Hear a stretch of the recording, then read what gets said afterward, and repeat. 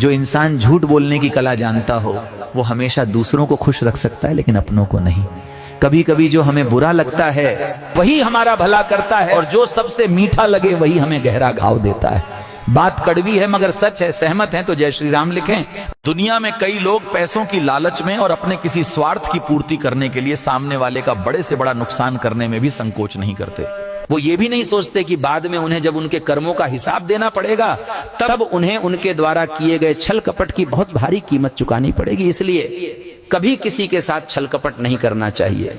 इंसान सारी जिंदगी इस धोखे में रहता है कि वो लोगों के लिए बहुत खास है, लेकिन हकीकत यह है कि आपके होने या ना होने से किसी को कोई फर्क नहीं पड़ता। यकीन ना हो तो 4 दिन गायब होके देख लो, जिसकी जितनी जरूरत होती है उसकी उतनी ही अहमियत होती है। दुख का असली कारण हमारी इच्छाएं ही हैं मेरी मां। जितना अधिक पाने की चाह रखते हैं मन उतना ही बेचैन होता जाता है, और जब हम अपनी इच्छाओं पर नियंत्रण करना सीख लेते हैं तो दुख अपने आप कम होने लगता है। इस कोई नीची जाति नहीं है मेरे भाई, हर जाति में नीच लोग होते हैं, यही सच है। आज के व्यक्ति के अंदर धैर्य नहीं है, हर चीज उन्हें तुरंत चाहिए, बिना मेहनत के चाहिए, मुफ्त में चाहिए। क्योंकि आजकल के लोग अपने से ज्यादा सफल आदमी को देखते हैं, अपने से सफल व्यक्ति से अपनी तुलना करते हैं और बाद में फिर दुखी होते हैं। पर ये कभी नहीं सोचते कि जिस सफल आदमी से वो अपनी तुलना कर रहे हैं उस व्यक्ति को सफल व्यक्ति बनने में कितना समय लगा है। जय श्री राम।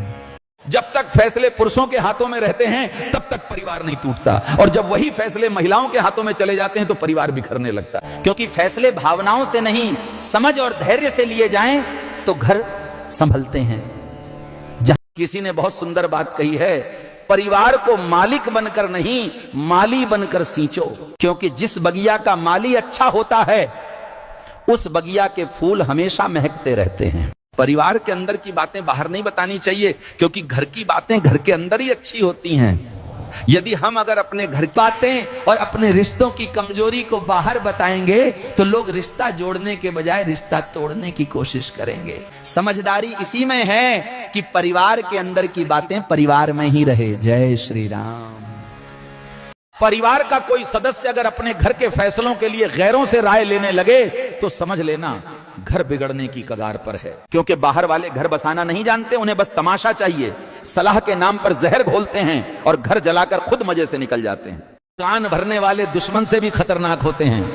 दुश्मन चोट सामने देता है, ये पीछे से परिवार को तोड़ते हैं। कान भरने वालों से सावधान रहो, ये खुद कुछ नहीं बिगाड़ते पर आपका पूरा परिवार बिखेर कर रख देते हैं। परिवार का सच बाहर किसी से नहीं कहना चाहिए। घर की बातें घर की चौखट तक ही सीमित रखो, क्योंकि बाहर वाले समाधान कम देते हैं और समस्या ज्यादा बढ़ा देते हैं।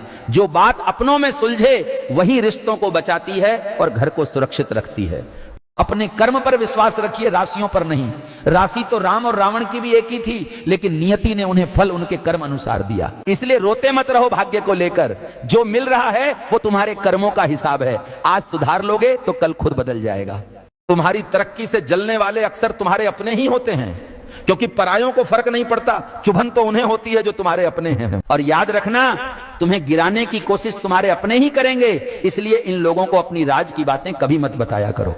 सब्जी तोलते वक्त मक्खी बैठ जाए तो फर्क नहीं पड़ता, पर सोना तोलते वक्त वही मक्खी बैठे तो हजारों का फर्क आ जाता है। भक्तों, बात मक्खी की नहीं था, संगत की है।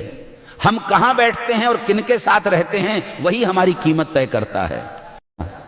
एक पिता अपने 4 बेटों को खिलाकर पिलाकर बड़ा कर देता है, और वही 4 बेटे अपने बूढ़े पिता को 2 वक्त की रोटी नहीं। वही पिता जिसने हमारे बचपन के हर शौक पूरे किए, आज के दौर में वही पिता अपनी ही औलाद से 1-1 रुपए का मोहताज बना दिया जाता है। जो रिश्ते अचानक दुश्मन बन जाते हैं वो पहले से ही भीतर नफरत पाले बैठे थे, बस मौका नहीं मिला, जब मिला तो असली रूप दिखा दिया। सांप के दांत, बिच्छू का डंक और इंसान के दिल में कितना जहर है ये कोई नहीं जानता, इसलिए इन तीनों से दूर रहना ही बेहतर। श्री कृष्ण कहते हैं, जो हमारे सीधेपन का छल से फायदा उठाता है वो कुछ समय खुद को बहुत चालाक समझ लेता है, लेकिन याद रखो अधर्म की खुशी टिकती नहीं, अंत में वही मिलता है जो शकुनी को मिला, अपमान और विनाश।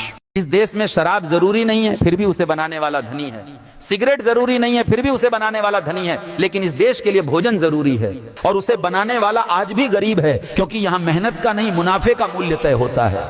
यहाँ खेत में पसीना बहाने वालों से ज्यादा शीशी और पैकेट बनाने वाले की कीमत है। आज के समय में शादी प्रेम का बंधन कम और दिखावे का मैदान ज्यादा बन गई है। लोग सोचते हैं कि शादी में जितना ज्यादा खर्च करेंगे उतनी ज्यादा इज्जत बढ़ेगी।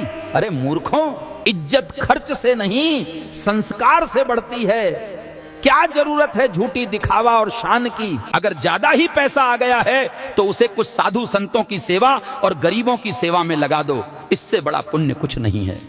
ये गीता में लिखा है कि आपको कभी ऐसे व्यक्ति को प्रताड़ित नहीं करना चाहिए जिसके पास भगवान के अलावा कोई और शिकायत करने वाला न हो।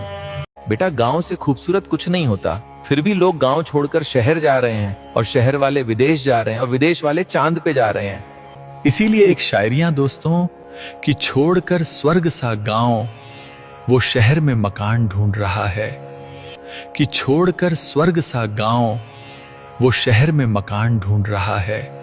ठुकराकर अपने माँ बाप को मंदिर मस्जिद में भगवान ढूंढ रहा है। यही आज का कलयुग है। बेटा, वीडियो को लाइक और शेयर कर दो।